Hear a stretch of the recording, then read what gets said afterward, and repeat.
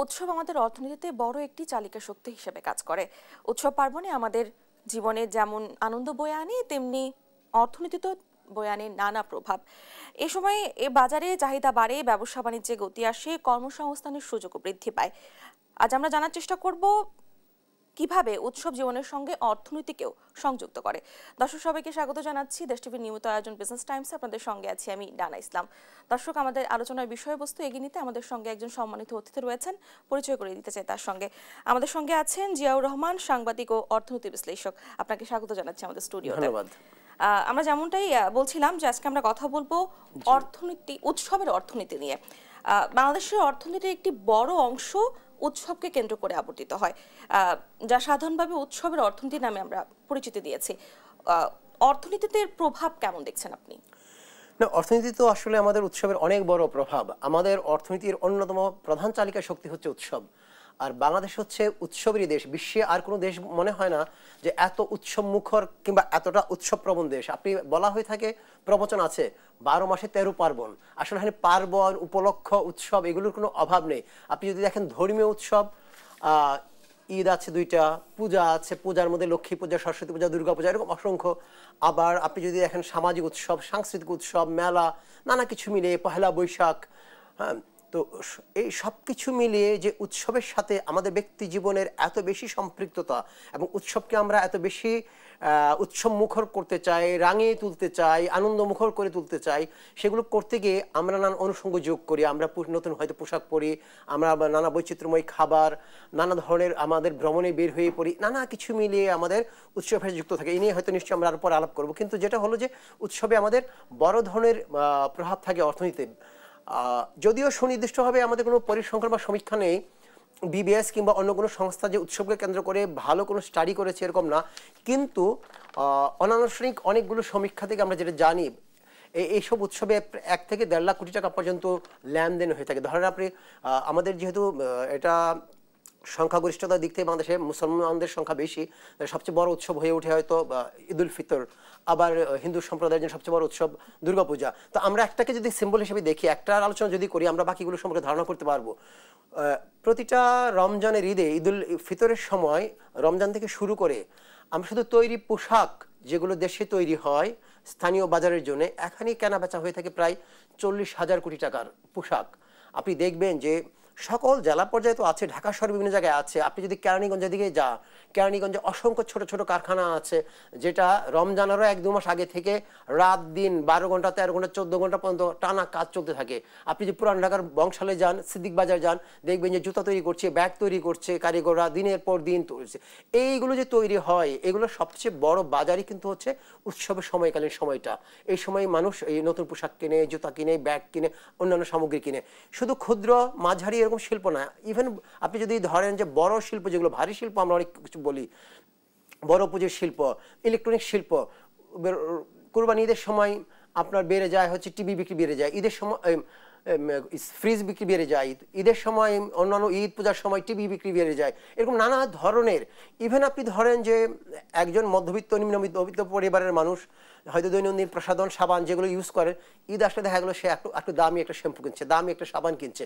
এইরকমভাবে একেবারে নিচ থেকে শুরু করে উপর পর্যন্ত নানা জায়গায় অর্থনীতির কিন্তু প্রভাব পড়ে উৎসবের। এবং আমরা বিশেষ করে গত 2-3 বছর ধরে তো আমরা মনে করি যে অতীতের যে কোনো সময় হচ্ছে উৎসবের গুরুত্বটা আরও বেড়ে গেছে উৎসবের অর্থনীতির। কারণ হচ্ছে আপনি দেখেন যে আমরা একটা করোনা ভাইরাসের যে একটা প্রকোপ ছিল, যে একটা চ্যালেঞ্জ ছিল, একটা ধাক্কা আমরা সামলে উঠেছি, এটার কিন্তু অর্থনীতিতে নানা ধরনের প্রভাব ছিল। কারণ অনেকদিন তো শাটডাউন ছিল। তারপর পর্বে আমরা দেখলাম যে ইউক্রেন রাশিয়া যুদ্ধের কারণে বিশ্বব্যাপী একটা মূল্যস্ফীতি বাবল ঘটেছে, এবং যে কারণে দ্রব্যমূল্য বেড়ে গেছে, মানুষের ক্রয় ক্ষমতা কমে গেছে, পণ্য ভোগ কমে গেছে। তারপর আবার ইরান ইসরায়েল নিয়ে টেনশন, নানা ধরনের সংকটের ভেতর দিয়ে কিন্তু আমরা সাম্প্রতিক সময় গিয়েছি। এরপরে গত বছর 5 আগস্টের একটা আন্দোলন, তার আন্দোলনের আগে ছিল আপনার অর্থনীতি একটা মন্দাদশা, ডলারের অভাবে এলসি করা যাচ্ছিল না, অনেক পণ্য উৎপাদন করা যাচ্ছিল না, সকল কিছু মিলিয়ে একটা নাজুক অবস্থার মধ্যেই আমরা ছিলাম। এখনো যে উত্তরণ ঘটেছে পুরোপুরি এরকম না, যেহেতু একটা আমরা সংকটকালীন সময়, ক্রান্তিকাল পার করছি, সামনে একটা নির্বাচন হবে, নির্বাচনের পরে হয়তো গতি দেখবো। কিন্তু এই যে সময়টা, এই সময়টার মধ্যে আমরা মৃত সঞ্জীবনীর কথা বলি, যে এক ধরনের ওষুধের কথা বলা হয়, যেটা মৃতকে খাওয়ালেও সে সুস্থ হয়ে যায়, জীবিত হয়ে যায়। আসলে অর্থনীতি যে এই মুমূর্ষ অবস্থা, এই অবস্থার মধ্যে এই উৎসবের অর্থনীতিরা, উৎসবগুলো একটু চাঙ্গা হওয়ার, একটু সারিয়ে তোলার মতো, সারিয়ে ওঠার মতো, সক্ষমতা অর্জন করার মতো একটা শক্তি যোগায়। না হয় আপনার যে ধারায় চলছিল, এই ধারায় চললে আসলে আমাদের অর্থনীতি হয়তো একসময় মানে মুখ থুবড়ে পড়ে যেত, কোনো কন্ট্রিবিউশন থাকতো না। তো আমরা সবকিছু মিলিয়ে বলবো যে অর্থনীতিতে উৎসবের প্রভাব অনেক অনেক বেশি, অতীতের চেয়ে সাম্প্রতিক সময়ে বেশি। এবং এই বছরও আমরা মনে করি, এই বছরে ধরেন এখন আমরা একটা পূজা পার করছি, পূজার মণ্ডপের সংখ্যা কিন্তু এই বছর গত বছরের চেয়ে বেশি। গত বছর ৩১,০০০ মণ্ডপ হয়েছিল, এইবার মণ্ডপ হয়েছে ৩৩,০০০, তার মানে ২,০০০ মণ্ডপ বেশি হয়েছে। ২,০০০ মণ্ডপ বেশি হওয়া মানে কি, এখানে যে প্রতিমাটা তৈরি হবে, সেই প্রতিমা তৈরি করবেন মিনিমাম ৩ জন করে কারিগর যদি ধরেন, তাহলে কতগুলো লোকের কর্মসংস্থান হলো, তার পরিবার। জি, এই প্রতিমাকে সাজানো গোছানো বা একটা পুরো মণ্ডপটাকে সাজানো, এর সাথে নানা ধরনের অনুষঙ্গ যুক্ত থাকে। আবার এই যে মণ্ডপ দেখতে আসবেন, যারা দেখতে আসবেন, তারা এসে একটা ফল কিনবেন, তারা একটা বাচ্চা একটা খেলনা কিনবে, নানা কিছু মিলিয়ে কিন্তু এগুলো যুক্ত থাকে। সব কিছু মিলে আমি মনে করি যে আমাদের মতো দেশের, যারা একটু অর্থনীতির দিক থেকে পিছিয়ে পড়া দেশ, আমরা বলবো স্বল্পোন্নত দেশ, কিংবা এখনো আমরা স্বল্পোন্নত দেশ, হয়তো আগামী বছর আমরা উন্নয়নশীল দেশের কাতারে যাব, কিন্তু যেভাবেই সংজ্ঞায়িত করি না কেন, এটা স্বীকার করতে হবে যে আমরা অনেক পিছিয়ে উন্নত দেশগুলোর তুলনায়। আমাদের মতো দেশগুলোর যে অর্থনীতি, সেই অর্থনীতিতে এরকম বিশেষ কিছু পুশ লাগে, বিশেষ কিছু মুহূর্ত লাগে অর্থনীতিকে সচল রাখার জন্য। উৎসব হচ্ছে আমাদের সেই ধরনের পুশ বাটন, যেটা আমাদেরকে সচল করে দেয়, গতি সঞ্চার করে দেয়। উৎসব কিভাবে স্থানীয় ও জাতীয় অর্থনীতিকে গতিশীল আনে, কি মনে করছেন? উৎসব নানাভাবে স্থানীয় এবং অর্থনীতি রাখে। আগে আমরা স্থানীয়তে যাই এই কারণে যে আমাদের দেশ তো গ্রাম প্রধান দেশ, এখন আমাদের জনসংখ্যার বড় অংশ গ্রামে বাস করেন, এবং গ্রাম এবং শহরের মধ্যে এক ধরনের বৈষম্যের কথা আমরা দীর্ঘদিন ধরে বলে আসছি। বাস্তবিক বৈষম্য বাড়ছে, গ্রামের মানুষজনের আয় রোজগার একটু কম, তার অন্যান্য সুযোগ সুবিধা, অ্যাক্সেস, এগুলো কিন্তু অনেক কম। সেই যে জায়গায় তাদেরকে যদি ভালো না রাখা যায়, সামগ্রিকভাবে কিন্তু দেশ ভালো থাকবে না, দেশের অর্থনীতি ভালো থাকবে না। উৎসব কিন্তু এই প্রান্তিক পর্যায়ে, গ্রামীণ পর্যায়ে অর্থনীতিকে অনেক বেশি গতিশীল রাখতে সহায়তা করে। প্রথম কথা হলো যে টাকার যে হাত বদল হওয়া, ভ্যালুসিটি, সেগুলোতে অর্থনীতিটা প্রাণ। আপনি দেখবেন যে প্রতি বছর রোজার ঈদে, কোরবানির ঈদে, ঈদুল ফিতর বা ঈদুল আজহা আগে আগে কিন্তু রেমিটেন্সের রেকর্ড পরিমাণে রেমিটেন্স আসে। বছরের অন্য মাসগুলোর তুলনায় আপনি ঈদুল ফিতরের মাসটা কিংবা তার আগের মাসটাই দেখবেন রেমিটেন্স অনেক বেড়ে গেছে, 20-30% বেড়ে যায়। কি কারণে বেড়ে যায়? যে প্রবাসী কর্মীটি, আমার ভাইটি থাকেন, মাথার ঘাম পায়ে ফেলে টাকা উপার্জন করেন, তিনি কিন্তু ওখানে থেকে চান যে আমার যে প্রিয়জন, মা আছে, বা আছে, ভাই বোন আছে, স্ত্রী, কন্যা সন্তান বা পুত্র সন্তান যারাই থাকুক, স্ত্রী কন্যা পুত্র, তাদের মুখে একটু হাসি ফুটুক, তারা যেন উৎসবের সময় তাদের সময়টাকে রাঙিয়ে নিতে পারে। তখন করে কি, সে একটু বাড়তি টাকা পাঠায়। অন্য সময় হয়তো কিছু জমিয়ে রাখে, অথবা একটু বাড়তি কাজ করার চেষ্টা করে, অথবা ধার করে হলেও সে চিন্তা করে যে ঈদের সময় একটু বাড়তি টাকা পাঠাবো, দৈনন্দিন খরচের বাইরে যেন আমার পরিবারের বাড়তি যে চাহিদাটা সেটি যেন পূরণ হয়। এই যে রেমিটেন্সের প্রবাহ, এটি কিন্তু আপনার জাতীয়ভাবে কি হচ্ছে, আমার যে বৈদেশিক মুদ্রা প্রবাহ সেটিকে সমৃদ্ধ করছে, আমার যে বৈদেশিক মুদ্রার রিজার্ভ সেটিকে আরো শক্তিশালী করছে, আমার অর্থনীতির ভিতকে শক্তিশালী করছে। অন্যদিকে এই রেমিটেন্সটা যখন গ্রামে যায়, গ্রামের মানুষের হাতে যখন টাকাটা বাড়তি হয়, তিনি পোশাক কিনেন, অন্যান্য দ্রব্য কিনেন। তিনি হয়তো বাজারে গিয়ে অন্য সময় দুধ কিনতেন না, বাড়তি একটু টাকা আসার পর পরিবারের জন্য দুধ কিনে নিয়ে আসেন, বড় একটা মাছ কিনে নিয়ে আসেন, বড় একটি অন্য খাবার নিয়ে আসেন। এই যে খাবারগুলো নিয়ে আসছেন, তার ফলে হচ্ছে এগুলোর যে উৎপাদক কিংবা মাছের যে জেলে, মাছের যে ব্যবসায়ী, তাই না, ক্ষুদ্র পণ্যের যে উৎপাদক, তার কিন্তু হাতে আবার বাড়তি টাকা ভেবে যায়। এভাবে টাকার কিন্তু হাত বদল হয় এবং সবাই কিন্তু তার দ্বারা উপকৃত হয়, লাভবান হয়, এবং তাদের যার যার অর্থনৈতিক অবস্থার একটু উন্নতি হয়। তো এইগুলো হচ্ছে স্থানীয় পর্যায়ে। এবং আপনি ঈদের সময় গ্রাম পর্যায়ে কি দেখবেন, আমরা ঢাকা শহরে কিন্তু প্রতি বছর আমরা দেখি ঈদের ছুটি শুরু হলে 3 দিন 4 দিন পর্যন্ত আপনি দেখেন আমাদের পত্রিকা গণমাধ্যমের বড় একটা নিউজ এরিয়া থাকে যে রাস্তায় যানজট, 3 ঘন্টা 4 ঘন্টা যানজট, অসংখ্য গাড়ি আটকে আছে। কারণ কি, সবাই নারীর টানে গ্রামের দিকে যাচ্ছে, শহর ছেড়ে যাচ্ছে, তাই না? এই যে শহর ছেড়ে গ্রামে যায়, গ্রামে যাওয়ার সময় সে তো তার অর্থ করিও নিয়ে যায়, ওখানে গিয়ে এক্সপেন্স করে, ওখানে গিয়ে তার অন্য আত্মীয়স্বজনকে দেখতে যায়, বন্ধুবান্ধবকে দেখতে যায়, যার ফলে সে স্থানীয় যে পরিবহন, নৌকা হোক, রিক্সা হোক, টমটম হোক বা অন্য যেগুলো আছে সেগুলো মেকানাইজ বা নন মেকানাইজ যাই হোক না কেন ব্যবহার করছে। তাহলে এগুলোর যারা চালক, ওইগুলোর যারা ব্যবসায়ী, তাদের হাতে কিন্তু এই সময় একটু বাড়তি আয় করার সুযোগ তৈরি হয়। এইভাবে কিন্তু গ্রামীণ প্রান্তিক পর্যায়ে, আপনি ধরেন গ্রামে মেলা হয়, এই পূজা উপলক্ষে যেমন ছোট ছোট মেলার মতো হবে, অনানুষ্ঠানিক মেলা, ইভেন আমরা যে অনেক মাজার আছে, মাজারে যে উরস হয়, উৎসব হয়, ওখানে কিন্তু এক ধরনের মেলা হয়, সেই মেলাতেও কিন্তু নানা ধরনের পণ্য নিয়ে আসে। এই যে পণ্যের কেনা বেচা, এইভাবে কিন্তু উৎসবগুলো গ্রামের মানুষকে সচল রাখে, অর্থনৈতিক দিক থেকে তাদের আয় রোজগার বাড়ে, তাদের জীবন মানের কিন্তু উন্নতি হয়। আবার তাদের যখন জীবন মানের উন্নতি হয়, তাদের জন্য ক্রয় ক্ষমতা বাড়ে, সে কিন্তু একটা লাক্স সাবান কিনছে, সে কিন্তু শ্যাম্পু কিনছে, সে একটা টেলিভিশন কিনছে, ফ্রিজ কিনছে, যার ফলে জাতীয় পর্যায়ে কিংবা অন্যান্য যে বড় বড় ইন্ডাস্ট্রি সেইগুলোরও কিন্তু পণ্য বিক্রি বাড়ছে। ইভেন আপনি অনেকে মনে করবে যে আচ্ছা উৎসবে শুধু জিনিসপত্র কেনা বেচা হয়, অন্যরা কি লাভবান হয়? অন্যরা লাভবান হয়, কিভাবে লাভবান হয়? আপনি ধরেন টেলিভিশন মিডিয়া, উৎসব আসলে তো আপনার টিভিতে বিজ্ঞাপন বেড়ে যায়, কারণ যারা বিজ্ঞাপন দাতা তারা মনে করে যে কনজিউমার ঈদ উপলক্ষে বা পুজো উপলক্ষে জিনিসপত্র কিনবে তার কাছে আমার পণ্যের মেসেজটা পৌঁছাতে হবে, তাহলে টেলিভিশনের তো আয় রোজগার বাড়ছে।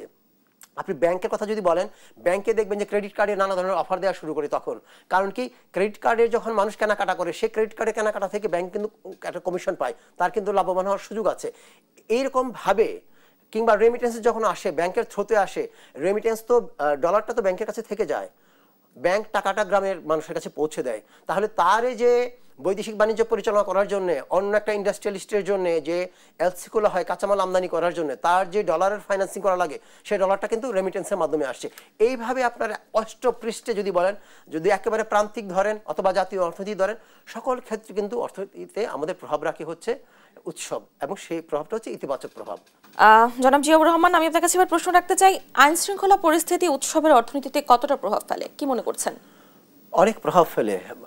মানুষের উৎসব তো হচ্ছে একটা আনন্দ মনে থাকলে কিন্তু উৎসবটা বড় হয়, তাই না, রঙিন হয়। যখন নিরাপত্তার জায়গায় ঘাটতি থাকে, মানুষের মনে অশান্তি থাকে, উদ্বেগ থাকে, তখন কিন্তু সে স্বতঃস্ফূর্তভাবে উৎসবে অংশ নিতে পারে না। এবং যখনই উৎসবে স্বতঃস্ফূর্তভাবে অংশ নিতে পারবে না, তাহলে তখন তো সেই যে ব্যয়, উৎসবকে রাঙিয়ে তোলার জন্যে, আনন্দ মুখর করে তোলার জন্য যে কষ্টে অর্জিত টাকাটা ব্যয় করা, তখন সে ব্যয়টাও করতে চায় না। আপনি ধরেন, আপনি যদি মাঝখানে আমরা গত 1 বছর ধরে কিছুটা আইন শৃঙ্খলা পরিস্থিতির অবনতির চিত্রও কিন্তু দেখছি নানা কারণে, সরকার হয়তো চেষ্টা করছে, কিন্তু বাস্তবতা হচ্ছে যে পরিস্থিতি পুরোপুরি নিয়ন্ত্রণে নেই। চুরি ডাকাতি ছিনতাই, বা বিশেষ করে ছিনতাইয়ের কথা যদি ঢাকা শহরের কিছু এলাকায়, আপনি যদি বেশিরভাগ ঢাকা শহরে যেটা হয়, মফস্বল কাছাকাছি সারাদিন কাজ করে মানুষ বিকেলবেলায় হয়তো মার্কেটে যায় কেনাকাটা করার জন্য, কারণ এটা তো বললাম না জরুরি প্রয়োজনের মধ্যে পড়ে না। জরুরি প্রয়োজনের মধ্যে তো হচ্ছে আমার রুটি রুজি।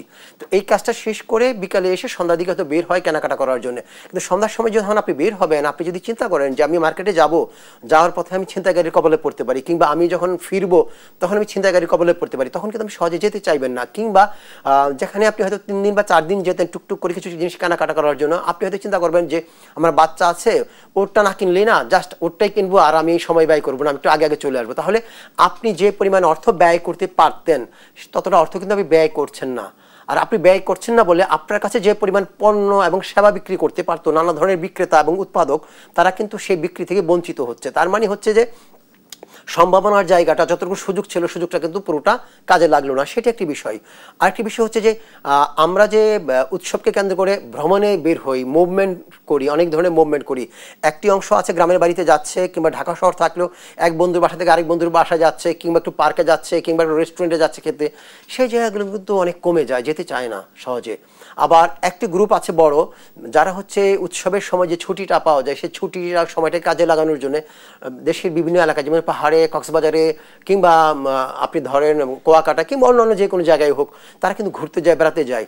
যখনই আইন শৃঙ্খলা পরিস্থিতি খারাপ থাকে, ভয় থাকে, তখন কিন্তু উনি এই রিস্কটুকু নিতে চান না যে আমি পরিবার নিয়ে যাব, ওখানে স্বস্তির সাথে আমি ঘুরতে পারবো কিনা, আমি নিরাপদ থাকবো কিনা, যান এবং মাল, একটা জীবন, পাশাপাশি আমার যে অর্থ, আমার মোবাইলটা নিয়ে আমি ফেরত আসতে পারবো কিনা, আমি মানি ব্যাগটা নিয়ে ফেরত আসতে পারবো না, সেগুলো একটি বিষয়। ইভেন আপনি দেখেন যে সাম্প্রতিক উদাহরণ যদি আমি দিই, গত 3 দিন ধরে কিন্তু আমাদের পাহাড়ের অবস্থা নাজুক। পার্বত্য খাগড়াছড়ির দিকে কিন্তু কিছু ঘটনা ঘটেছে, যে কারণে অবরোধ, আইন শৃঙ্খলা বাহিনীর অ্যাকশন, তাতে কিছু করে কিছু মৃত্যুর ঘটনাও ঘটেছে। এর ফলে কি হয়েছে, এই পাহাড়ে সাধারণত শীতের সময় মানুষ বেশি বেড়াতে যায়। এর বাইরে সবচেয়ে বেশি ভিড় যে সময় থাকে সেটা হচ্ছে ঈদের সময় আর হলো পূজার ছুটির সময়। আপনি জানেন যে 2 দিনের ছুটি, আর নির্বাহী আদেশে আরও 2 দিনের ছুটি দিয়েছে সরকার, 4 দিনের ছুটি পেয়েছে। 4 দিনের ছুটি কিন্তু বেড়াতে যাবে মনে করে যত রিসোর্ট ছিল, হোটেল ছিল, সকল খাগড়াছড়ির, রাঙামাটির, বান্দরবান সবকিছু বুকড ছিল আমার জানা মতো। যেহেতু আমি নিজেও একটা ভ্রমণ পাগল মানুষ, আমি জানি, ঘুরি, পড়ি, বা পত্রিকার জন্য খবর আমাদেরকে রাখতে হয়। কিন্তু এই গত 3 দিনের ঘটনার পরে খাগড়াছড়ির সকল বুকিং ক্যান্সেল হয়ে গেছে, একটা বোর্ডারও নয়। আজকে সকালবেলা, ভোরবেলা, গতকাল রাতে আমাদের এক বন্ধু ঘুরে ঘুরে কিছু ভিডিও করেছিল, সেই ভিডিওগুলো পাঠালো, দেখলাম শুনশান নিরাপত্তা রাস্তায় সন্ধ্যার সময় এবং একটা হোটেলের সামনে দেখলো যে হোটেলের সকল কিছু বন্ধ, তাহলে এই হোটেলটা যে উৎসব সময় বাড়তি আয় করে, যে আয় দিয়ে সে নিজে সার্ভাইভ করে মালিক, পাশাপাশি তার যে শ্রমিক কর্মচারী আছেন তারা কিন্তু ওখানে তাদের বেতন ভাতা হয়। পাশাপাশি যে যখনই এই বোর্ডাররা যান বা পর্যটক যান, তাদের অন্যান্য যে নিড, তার খাওয়া দাওয়ার জন্যে যে সোর্সিং করতে হয়, চাল ডাল অন্যান্য কিছু খাবার বা স্থানীয়ভাবে যে উৎপাদন হয়, আপনি ধরেন সেই উৎপাদকরা কিন্তু তার পণ্য বিক্রি করতে পারছে না, কিংবা ওখানে উপজাতিদের কিছু কালচারাল অ্যাক্টিভিটিসও থাকে। দেখা গেল যে এমন কোনো রিসোর্ট আছে যে তার বোর্ডারদের জন্য বা পর্যটকদের জন্য হয়তো আদিবাসী নৃত্যের বা কালচারাল প্রোগ্রামের আয়োজন করছে। তার মানে কি, যারা অংশগ্রহণ করছে তাদেরকে কিছু অনারিয়াম তো দিচ্ছে, সম্মানিত দিচ্ছে। এই উপলক্ষে কিন্তু ওখানকার স্থানীয় যারা সাংস্কৃতিক শিল্পী, সংস্কৃতি কর্মী, তারা কিন্তু কিছু সম্মানই পায়, অর্থও পায়। আপনি যখনই এটা বন্ধ হয়ে গেল, হোটেলগুলো বুকিং ক্যান্সেল হয়ে গেল, পর্যটক যাচ্ছে না, তাহলে হোটেলগুলো ক্ষতিগ্রস্ত, রিসোর্টগুলো ক্ষতিগ্রস্ত, তার কর্মচারীরা বেতন ভাতা থেকে বঞ্চিত হবে, এবং ওখানকার যে ট্রান্সপোর্টের সাথে যারা যুক্ত তারা বঞ্চিত হবে। ওখানে ছোট ছোট ক্ষুদ্র দোকানে যেসব পণ্য বিক্রি করতো, সুভেনির বিক্রি করতো, তাঁতের কাপড় বিক্রি করতো, ব্যাগ বিক্রি করতো, সেগুলোর বিক্রি হবে না। তার মানে আপনি দেখেন যে ওই জনপদে যে নানা ধরনের বিজনেস ছিল, ছোট ছোট নানা ধরনের পেশা ছিল, সবগুলো পেশা, সবগুলো মানুষ, সবগুলো অনুষঙ্গ কিন্তু ক্ষতিগ্রস্ত। সুতরাং আমরা যদি উৎসবের যে অর্থনীতি, সেটিকে যদি ভালোভাবে কাজে লাগাতে চাই, সুযোগটা আমাদের অর্থনীতিতে আমরা মনে করি যে আরও বেশি গতি সঞ্চারের সুযোগটা আনতে চাই, তাহলে কিন্তু আমাদেরকে আইন শৃঙ্খলা পরিস্থিতি সবসময় অনেক ভালো রাখতে হবে, মানুষের মনে স্বস্তি দিতে হবে, নিরাপত্তা বোধ দিতে হবে।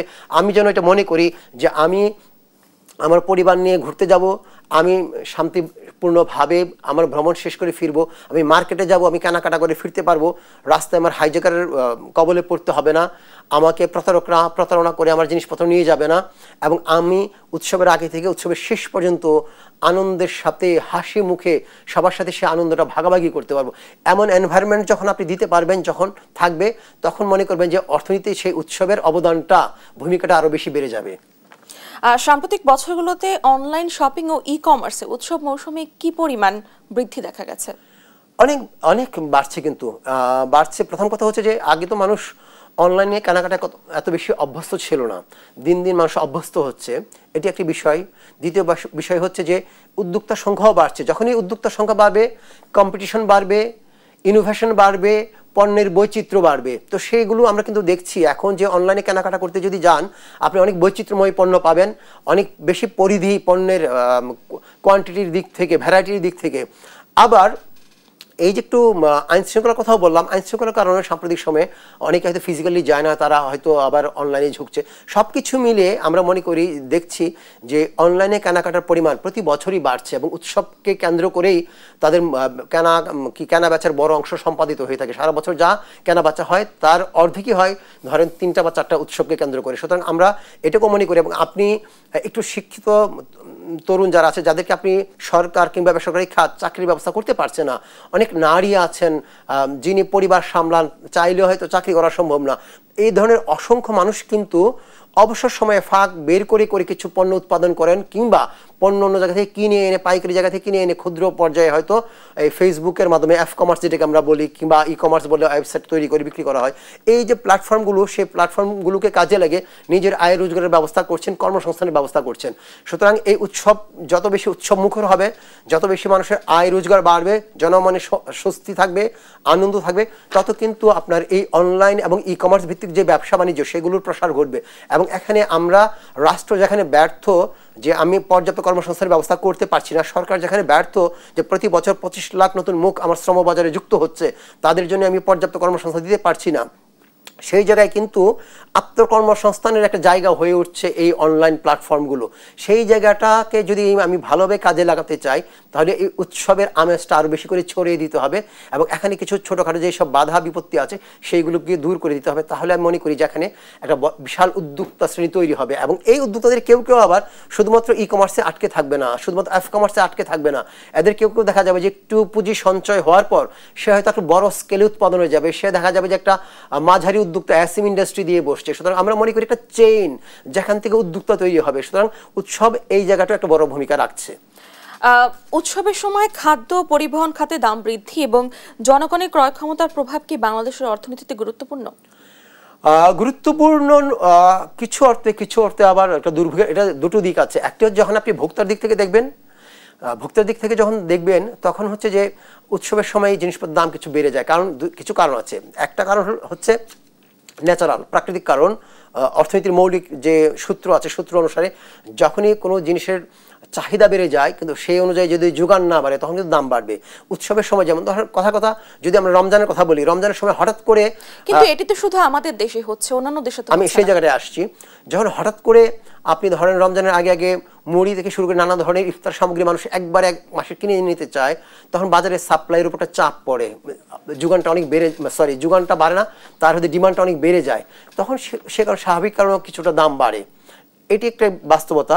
আর আরেকটি বাস্তবতা হচ্ছে যে আমাদের উদ্যোক্তা ব্যবসায়ীদের মধ্যে সততার যথেষ্ট ঘাটতি আছে। আমি অনেক দুঃখের সাথেই বলছি, সবাই যেরকম, কিন্তু একটা বড় অংশ হচ্ছে যে উৎসবকে কিংবা যে কোনো ইস্যুকে কেন্দ্র করে মানুষকে জিম্বি বানিয়ে পয়সা উপার্জন করার, মুনাফা ম্যাক্সিমাইজ করার একটা প্রবণতা কাজ করে, যেটাও খুবই গর্হিত অপরাধ। ধর্মীয়ভাবে যদি দেখেন, আমরা ধর্মীয় উৎসবের কথাই বলছি, আজকে হচ্ছে পূজার সময় পার করছি, এর বাইরে সবচেয়ে বড় ধর্মীয় উৎসব হচ্ছে আমাদের 2 ঈদ।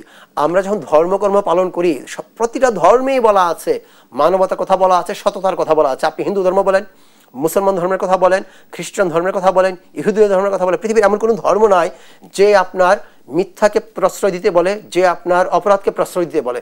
কিন্তু আমরা সেই ধর্ম পালন করি, ধর্মবান মানুষ, কিন্তু উৎসবের সময় এসে আমরা অনেক বড় অধার্মিক হয়ে যাই। মুখে মুখে ধর্মের কথা বলি কিন্তু আচার আচরণে অধার্মিক হয়ে যায়, ভেতর ভেতর লোভ আমাদের বেড়ে যায়। আমরা কীভাবে জিম্মি করে করে জিনিসপত্রের দাম বাড়ানোর সেই চেষ্টা করি। আমাদের এখানে বের হয়ে আসার চেষ্টা করতে হবে। আপনি যেটা বলছিলেন, বিশ্বের অনেক দেশে ভিন্ন চিত্র। আপনি ব্ল্যাক ফ্রাইডের কথা বলেন কিংবা বড়দিনের কথা বলেন, খ্রিস্টানদের আমরা অনেকে মনে করি যে আমরা মুসলমানরা সবচেয়ে অনেক হয়তো বড়, অনেক উদার। কিন্তু আপনি দেখেন যাদেরকে আমরা তো বড় মনে করছি না কিংবা অন্য ধর্ম, সেক্ষেত্রে ওদের এখানে ছাড় দেয়। অন্য সময় জিনিসপত্রের যা দাম থাকে উৎসবের সময় 20-30% ছাড় দেয়।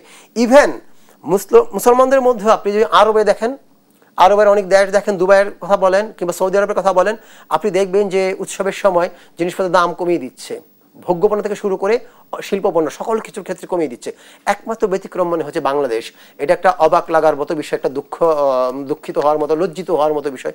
আমরা মনে করি যে আমাদের দেশের মানুষের মধ্যে বিবেক জাগ্রত হবে, তারা কখনো এই কাজটুকু করবে না যে আমার দেশের মানুষকে জিম্মি করে আমার একা বড় হতে হবে, অনেক বেশি অবৈধভাবে পয়সা উপার্জন করতে হবে। এবং এই পয়সা দিয়ে কিন্তু সবসময় যে জীবনে সুখ আনা যায় এরকম কিন্তু না। আপনি তো দেখবেন এই রাজনৈতিক পট পরিবর্তন পর দেখেছেন কত মানুষ দেশ ছেড়ে পালিয়ে গেছে, দেশে অনেক সম্পদ পড়ে আছে, সেই সম্পদ ভোগ করতে পারছে না। কিংবা অসংখ্য মানুষ আপনি মধ্যবয়সে এসে অসুস্থতার কারণে মারা যাচ্ছে, এরকম অসংখ্য ঘটনা থাকছে। তার মানে আপনি যে সম্পদ উপার্জন করবেন ন্যায় অন্যায় যে কোনো উপায়ে আপনি যে সেই সম্পদ ভোগ করতে পারবেন, আপনার সন্তান যে ভোগ করতে পারবে তার কিন্তু শতভাগ নিশ্চয়তা নাই। সুতরাং আপনার উচিত হচ্ছে যে আমি ন্যায়সঙ্গতভাবে যতটুকু আমি করতে পারি ততটুকু আমি করব। বরং একজন মানুষ হিসেবে, যেহেতু আমি সৃষ্টির সারা জীব, মানুষ হিসেবে আমার দায়িত্ব হচ্ছে উৎসবের সময় আমি আরো মানুষের পাশে থেকে তাদের উৎসবের মাত্রাটাকে আরো কিভাবে বড় করতে পারি, আরো বেশি আনন্দমুখর করতে পারি, কন্ট্রিবিউট করতে পারি কিনা, সেক্ষেত্রে আমিও যেন আনন্দের ভাগ নিতে পারি, এভাবে যেন আমি নিজে আনন্দিত হতে পারি, সেই চেষ্টা করি। আমি মনে করি যে কোনো এক সময় পরিবর্তনটা আমরা দেখবো হয়তো। প্রশ্ন রাখতে চাই, উৎসব বাণিজ্য স্থানীয় কর্মসংস্থান কোনটি বেশি দীর্ঘমেয়াদে গুরুত্বপূর্ণ? নিঃসন্দেহে কর্মসংস্থানের বিষয়টা অনেক বেশি গুরুত্বপূর্ণ। কর্মসংস্থানের সাথে কিন্তু একটি ব্যক্তির কর্মসংস্থানের সাথে তার পুরো পরিবারের কিন্তু ভালো মন্দ নির্ভর করে। দ্বিতীয়ত হচ্ছে এই পরিবারটার যে ক্রয় ক্ষমতা, সে কতটুকু পণ্য কিনতে পারবে, সেবা কিনতে পারবে, সেগুলো নির্ভর করে। সে যত বেশি কনজিউম করবে তত কিন্তু অন্য উৎপাদকরা তার কাছে পণ্য বিক্রি করতে পারবে। সুতরাং মনে করি যে উৎসবের অর্থনীতিকে আমাদের এমনভাবে ডিজাইন করতে হবে। এখনও কর্মসংস্থান হয়, প্রচুর কর্মসংস্থান হয়, কিছু হয় স্থায়ী কর্মসংস্থান, কিছু হয় হচ্ছে অস্থায়ী কর্মসংস্থান। যাতে কর্মসংস্থানগুলো আরও বেশি হয় সেই জায়গাগুলোকে আমাদের নার্সিং করতে হবে। সরকারি পর্যায়ে, বেসরকারি পর্যায়ে, বিশেষ করে যারা বেসরকারি সংস্থায় কাজ করেন, যাদেরকে আমরা এনজিও বলি, তাদের অনেক স্কোপ আছে এই ধরনের কাজ করার। তাদের এগুলো নিয়ে একটু নিরীক্ষা করার, সমীক্ষা চালানোর সুযোগ আছে যে কিভাবে কোথায় উৎসবের অর্থনীতির কাজে লাগালে আমরা আরও বেশি স্থায়ী এবং অস্থায়ী কর্মসংস্থান তৈরি করতে পারি। এমন যদি হয় যে একটা ইউনিট, একটা পরিবার শুধু সারা বছর পণ্য তৈরি করলো, উৎসবের সময় বিক্রি করবে বলে, তো তাহলে সারা বছরের কর্মসংস্থান তার হয়ে গেল, কিন্তু অস্থায়ী কর্মসংস্থান স্থায়ী কর্মসংস্থান হয়ে গেল। কিন্তু সে যে সারা বছর পণ্যটা উৎপাদন করলো, তার তো নিজস্ব কোনো প্ল্যাটফর্ম নয়, তার কোনো শোরুম নাই, দোকান নাই, সে ক্ষুদ্র, অতি ক্ষুদ্র উদ্যোক্তা। তাহলে তার যে পণ্যটা ডিসপ্লে করা, বিক্রি করা, তার নেটওয়ার্কিং তৈরি করা, সেই সুযোগগুলো যদি অন্য সংস্থাগুলো একটু করে দেয়, হেল্প করে, তাহলে হবে কি সে অনেক বেশি নিশ্চিন্তে পণ্য উৎপাদন করতে পারবে। এখন কিন্তু পণ্য উৎপাদন করার পাশাপাশি একজন উদ্যোক্তাকে এই ভাবনাও ভাবতে হয়, উদ্বেগ থাকতে হয় যে আমি যে উৎপাদন করব, উৎপাদনের তো সামগ্রী যে ইনপুটের কথা আমরা বলি, কাঁচামালের কথা বলি, কাঁচামাল কিন্তু তো পয়সা লাগে, তাই না? তো আপনি একদিকে পয়সা দিচ্ছেন, কাঁচামাল কিনছেন, আরেকদিকে আপনার সময় যাচ্ছে।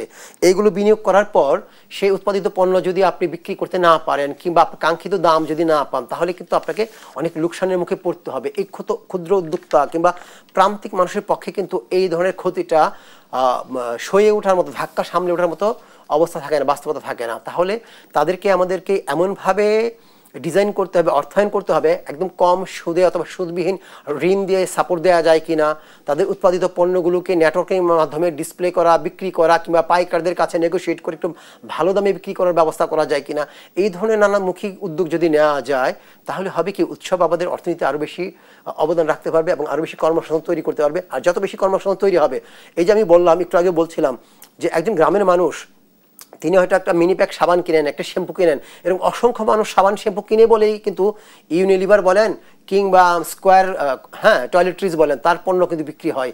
কিংবা ওইসব গ্রামের মানুষ কিছু সঞ্চয় করে সারা বছর সঞ্চয় দিয়ে একটা মোবাইল কিনেন বলে হয়তো মোবাইলে যা বিক্রি করেন কিংবা বাংলাদেশে যারা অ্যাসেম্বল করেন তার সে কিন্তু টিকে আছে। সুতরাং আমরা ওখানে যত বেশি কর্মসংস্থানের ব্যবস্থা করতে পারবো, তার নিয়মিত আয় রোজগারের ব্যবস্থা করতে পারবো, তত বেশি কিন্তু আমার যে অন্যান্য শিল্পের পণ্য এবং অন্যান্য যে সেবা সেইগুলোর বাজার তৈরি হবে, সেগুলো বিক্রি হবে এবং সেক্ষেত্রে এই ইন্ডাস্ট্রিগুলো আবার সার্ভাইভ করবে। সব কিছু মিলিয়েই কিন্তু আমার স্থানীয় কর্মসংস্থান, জাতীয় কর্মসংস্থান সব জায়গায় কিন্তু একটা ভূমিকা রাখবে। এই বছরের উৎসব অর্থনীতির চিত্র অন্য বছরগুলোর চাইতে কেমন দেখছেন? এই বছরের উৎসবের অর্থনীতি সামগ্রিকভাবে যদি বলেন অন্যান্য সময়ের তুলনায়, মানে বছরের অন্য সময়ের তুলনায় তো যে কোনো উৎসবে বেচা বিক্রি হয়, কিন্তু এবার অনেকগুলো চ্যালেঞ্জ ছিল। বলছিলাম যে চ্যালেঞ্জ ছিল, একটা হলো আইন শৃঙ্খলার পরিস্থিতি চ্যালেঞ্জ, আর আরেকটি বড় চ্যালেঞ্জ সামনে আমাদের আছে। এই উপলক্ষে আমি সেই জিনিসটাও বলতে চাই, জাতীয় স্বার্থে আমাদের এই বিষয়গুলো আলোচনা করা দরকার। সেটি হচ্ছে যে নির্বাচন কেন্দ্রিক যে একটা অনিশ্চয়তা।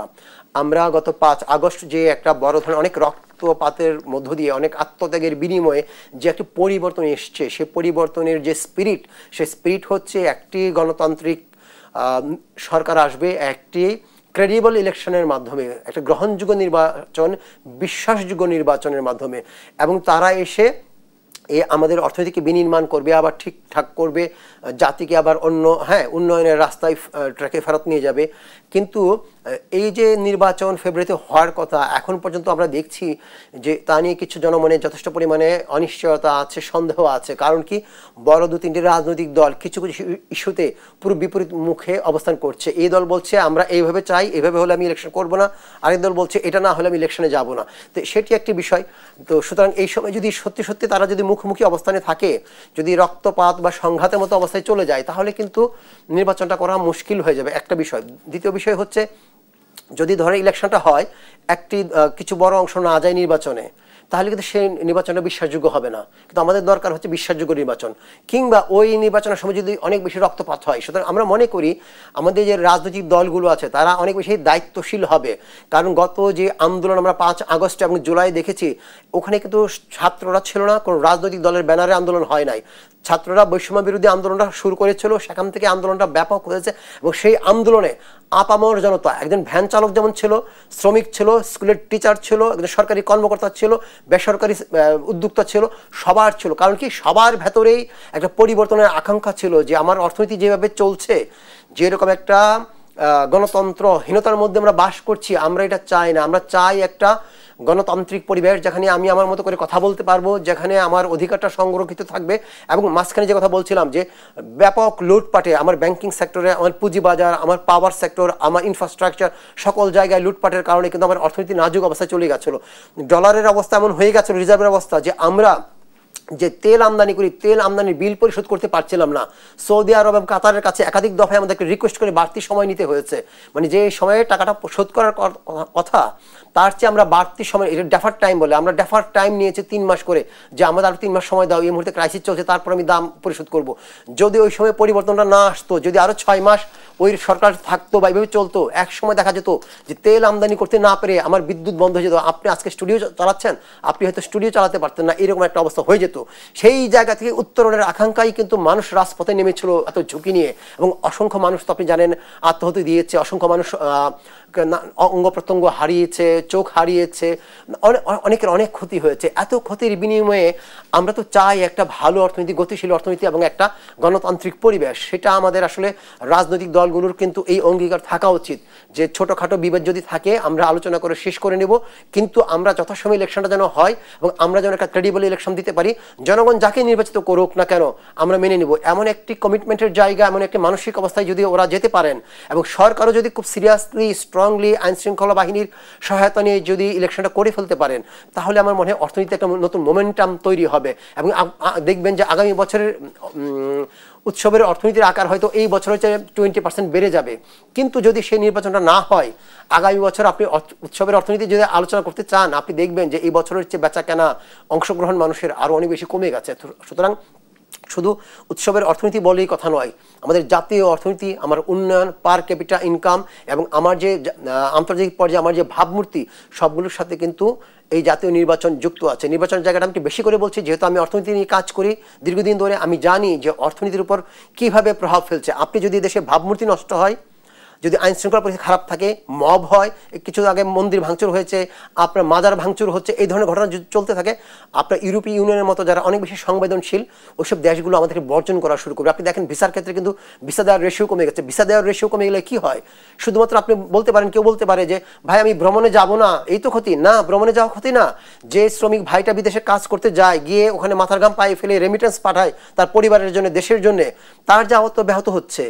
কিংবা যে লোকটি ব্যবসার পারপাসে অন্য দেশে গিয়ে ডিল করে, যে যেমন দুবাইয়ে যাওয়া এখন অনেক কঠিন হয়ে গেছে, তো আমার ব্যবসায়ীরা দুবাইয়ের সাথে অনেক লিঙ্কেজ আছে না, ব্যবসার জন্য যেতে হয় না, সে যদি যেতে না পারে সে মিটিংগুলো করবে কীভাবে? সুতরাং আমরা মনে করি যদি নির্বাচন না হয়, দেরি হয়, ক্রেডিবল না হয়, তাহলে সামগ্রিকভাবে অর্থনীতির পাশাপাশি আইন শৃঙ্খলা পরিস্থিতিও কিন্তু কন্ট্রোলে আনা যাবে না। সেটি যদি না যায় তাহলে আমার ভাবমূর্তি এবং আমার ফিউচার ব্যবসা এক্সপানশনের জায়গাগুলো যেগুলো আছে, আমার যে রপ্তানিতে যে এখন আমি প্রবৃদ্ধি দেখছি, সেই প্রবৃদ্ধির ধারাবাহিকতা ধরে রাখাও কিন্তু কঠিন হবে। সুতরাং আমরা মনে করি আজকের এই উৎসবের অর্থনীতি আলোচনায় বলতে চাই যে আগামী উৎসবটা আমরা আরও বেশি আনন্দমুখর অবস্থায় করতে চাই, আরও বেশি ব্যাপক পরিসরে করতে চাই, এবং তার জন্য আপনারা যারা আছেন দায়িত্বশীল জায়গায়, আপনারা দয়া করে সংকীর্ণ দলীয় স্বার্থ, ব্যক্তি স্বার্থ বাদ দিয়ে একটা ঐকমত্য এসে আমাদেরকে একটি নির্বাচন যথাসময়ে উপহার দিন।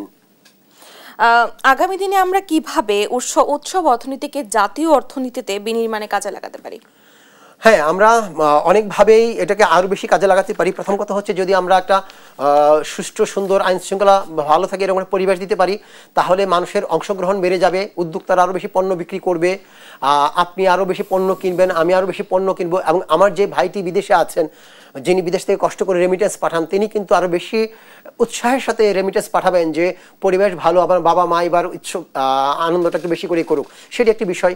আর পাশাপাশি যেটি হবে যে আমাদের রাষ্ট্রকে কিছু দায়িত্ব নিতে হবে যে এখানে যে সুযোগটুকু তৈরি হয়, ধরেন আপনার উৎসবের সময় আপনি শুধুমাত্র ঈদুল ফিতরের কথা যদি ধরেন, ঈদুল ফিতরের আগে আগে কয়েক হাজার কোটি টাকার তৈরি পোশাক আমদানি করা হয়, বড় অংশ আমদানি করা হয় ইন্ডিয়া থেকে, একটি বড় অংশ আসে আবার সম্প্রতি এখন আসছে পাকিস্তান থেকে।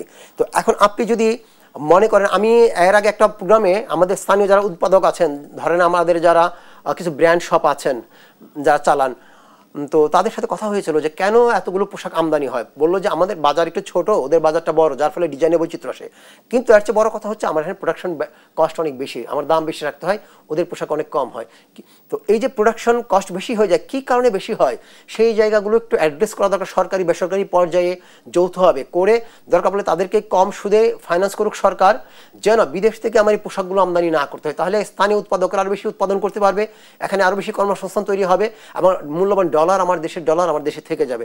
এরকম ক্ষুদ্র ক্ষুদ্র জায়গাও ধরে যদি আমরা পরিকল্পনা করি, তাহলে আমি মনে করি যে এই উৎসবের অর্থনীতি জাতীয় অর্থনীতিকে শক্তিশালী করার ক্ষেত্রে আরও বেশি ভূমিকা রাখতে পারবে। এবং এই কর্মসংস্থান, ছোট ছোট যে কারখানাগুলো আছে তাদেরকে যদি আমরা সেলের ক্ষেত্রে, পণ্য প্রদর্শনী এবং বিক্রির ক্ষেত্রে একটা চেইনের সাথে নেয়ার করে যুক্ত করে দেই, তাদেরকে আরও স্কিল করি, তাদের যেন ডিজাইনে অভিনবত্ব আসে, ফিনিশিং বা মান, পণ্যের মান যেন আরো ভালো হয়, এগুলো যদি হয় তাহলে কিন্তু বিদেশি পণ্য আমদানি একটু কমে যাবে এবং আমার দেশের পণ্য দিয়ে কিন্তু আমি আমার উৎসবটা পালন করতে পারবো। তাহলে স্থানীয়ভাবে কর্মসংস্থানও হবে এবং আপনার অর্থনীতিতে কিন্তু এই যে বৈদেশিক মুদ্রা যে খরচ হয় সেই খরচের চাপটা যদি না যায়, আপনার অর্থনীতি কিন্তু একটু সাশ্রয় পাবে, স্বস্তি পাবে এবং রিজার্ভ কিন্তু বাড়বে। সব কিছু মিলিয়েই কিন্তু আমি আমার অর্থনীতিকে আরও শক্তিশালী করতে পারি উৎসবের অর্থনীতিকে যদি আমি পরিকল্পিতভাবে ব্যবহার করি।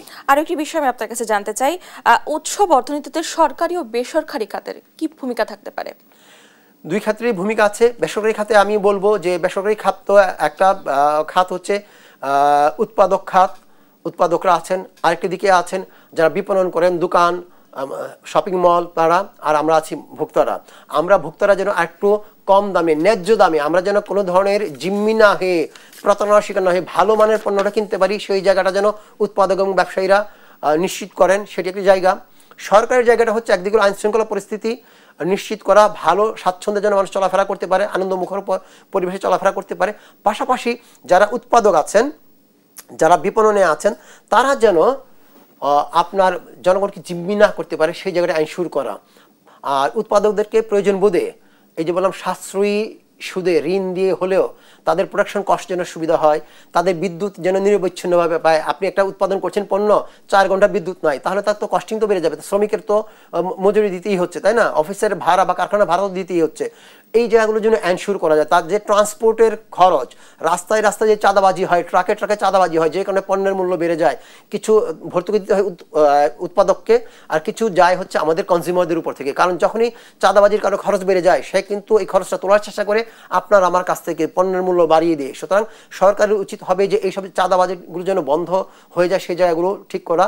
পাশাপাশি নানা ধরনের ইনস্টিটিউট গভর্নমেন্টের কিন্তু আছে স্কিল এনহান্স করার। সুতরাং যারা ক্ষুদ্র পর্যায়ে যারা আমাদের পণ্য উৎপাদন করেন, মাঝারি পর্যায়ে যারা পণ্য উৎপাদন করেন, সেই পণ্যগুলোতে যেন বৈচিত্র্য আসে ডিজাইনের ক্ষেত্রে, সেইগুলো এনশিওর করা। সেই উৎপাদনশীলতা শ্রমিকের যেন বাড়ে, তার যেন স্কিলটা বাড়ে, সেই জায়গায় কিছু ট্রেনিং দেওয়া এবং সেগুলো যৌথভাবে সরকারি বেসরকারি যৌথ উদ্যোগেও হতে পারে। সেগুলো যদি হয়, আপনি দেখবেন যে আরও পণ্যের সরবরাহ বাড়বে, পণ্যের বৈচিত্র্য বাড়বে, পণ্যের মান বাড়বে। ভোক্তা হিসাবে আপনি আরও বেশি দেশীয় পণ্য কিনতে চাইবেন, আপনি বেশি সাশ্রয়ী পণ্য কিনতে পারবেন, আপনি নিজে স্বস্তি পাবেন এবং বেশি পণ্য কেনার কারণে এইসব ইন্ডাস্ট্রির পণ্য বিক্রি বাড়বে। সব কিছু মিলে আমি মনে করি সরকারি বেসরকারি যদি যৌথ উদ্যোগ থাকে, তাহলে উৎসবের অর্থনীতি আমার জাতীয় অর্থনীতিতে অনেক বেশি কন্ট্রিবিউট করতে পারবে। জনাব জিয়াউর রহমান, আপনাকে অসংখ্য ধন্যবাদ আমাদের সঙ্গে আলোচনায় যুক্ত হওয়ার জন্য।